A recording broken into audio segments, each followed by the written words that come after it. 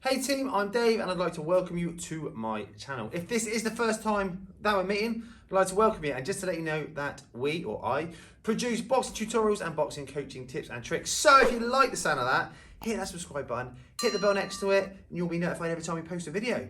Right, let's jump into today's tutorial. So what we're going to look at today is feints and triggers. And I'm sure if you've been to any pro boxing show, definitely amateur boxing show, you probably would have heard a coach in the corner shouting to his boxer or her boxer, feint, trigger, feint, feint, trigger, feint, trigger, all the way through a round.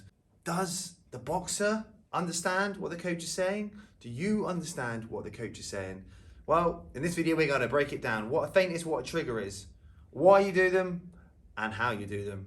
So, let's have a look. So, feinting and triggering, they are two completely different things, yet they're interlinked. What do I mean by that? Well, we feint to trigger a reaction in our opponent. So again, what do I mean by that? Let's start with a feint. A feint is a deceptive movement where we're trying to almost trick our opponent into thinking that we're going to do something and then not do it or do something completely different. Let's look at a quick example. Let's say I'm boxing you and I've noticed that every time I throw a jab, you maybe overpower, you reach for the shot. So what I'm thinking is, right, well, if I can draw that overpowering from you, I can counter it with a hook. So what I'm going to do is I'm not going to throw a full extended jab. I'm going to make you believe that I am. And if you believe that I am, you're going to parry my jab and then I can counter it. So a feint in this case is telling you that I'm about to throw a jab, but then not throwing it, doing something completely different and throwing a hook. So a feint might look like this. So it makes you believe that I'm about to throw a jab. I'm telling you everything. So if I was going to throw a jab, it's a jab, isn't it? There, boom, there you jab. Now my feint has got to look exactly like that, boom, but it's not actually a fully extended shot. This is just one example of a feint. So this is feinting to draw or trigger a reaction from my opponent. In this case, in this example, a parry. But also, if I'm constantly just triggering with the jab, we'll look at different feints in a minute. Sorry, but if I'm just feinting with my jab all the time and then throw the jab, I've got a lot more chance of actually landing that jab because my opponent never actually knows when it's coming. So he's also, I call it jittery, and he's flinching and he's trying to react to something that he doesn't know if, or she's trying to react to something that they don't know if it's coming. So we're feinting, and then when we go to throw something, we have more success, even if it is the same punch that we're feinting with. A different type of feint is telling our opponent maybe that we're going to go downstairs to the body and then actually come upstairs. So again, what we might do is we really need to be throwing the shots first before we try and feint it. So he gets to, or she gets to recognise what they think we're going to do, and then we, like I say, we do something different. So I might be dipping at the knees and jabbing to the body, dip to the knees, jab to the body. Then I might dip to the knees, half extend so it looks like I'm going to throw to the body, then come upstairs to the head. What might the opponent be doing? Blocking the body shots here, dropping the elbows a little bit here to catch the body shot.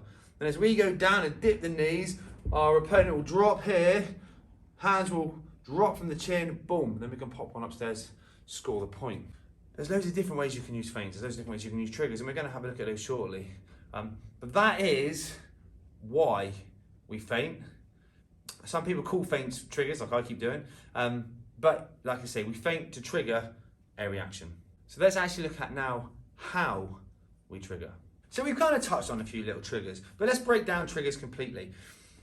I've mentioned that you've got to throw or commit to the shot fully a couple of times so our opponent understands what that environment might look like. So when you shape your body and shape everything again to look like you're about to throw the shot, the opponent recognises that environment and then goes to defend it. We've got to be in range, or I say in range, on the edge of range. If I'm well out of range and start to feint, we're not going to trigger the reaction from our opponent. We're too far away. So we need to be within the edge of range. So we are a threat. So if we're feinting, we are a threat to our opponents, so they're going to be reacting. If we're too far out, it doesn't work. So the first thing you need to do is make sure that you are on the edge of range. The second thing, it has to be believable.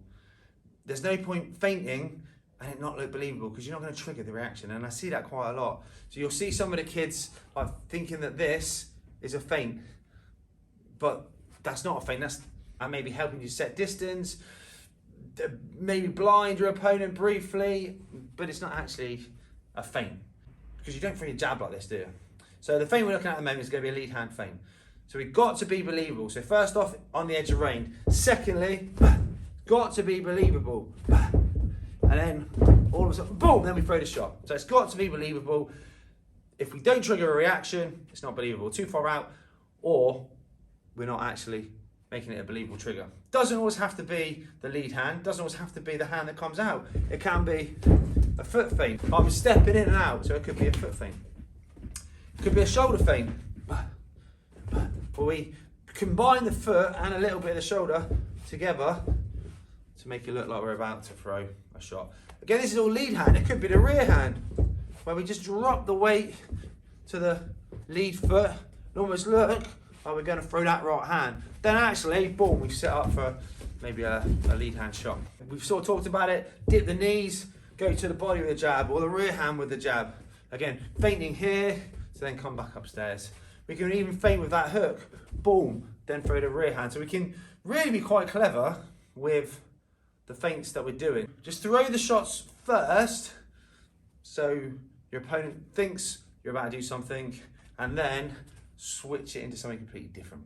So like I said, it's a short video, but hopefully that's made you understand a little bit more about what a feint is and what a trigger is. So with feint, to trigger a reaction from our opponent. Why are we doing this? To open up gaps, to open up opportunities, so we can score points. That is simply the reason we feint. You're going to have more success landing shots if you're putting things behind your feints. So you'll hear making sure that you fire off of the feint or fire off of the trigger. And what that means basically is once you've triggered that reaction, don't lose the opportunity to then throw off of it.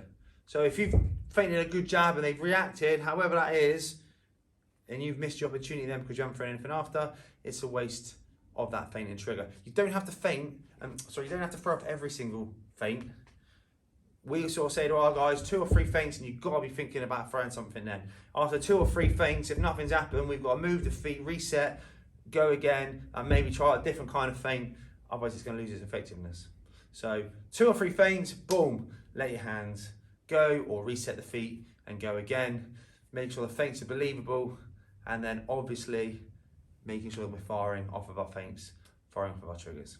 Guys, that's the end of the very short video on feints and triggers. If you've got any questions, please hit me in the comment box below.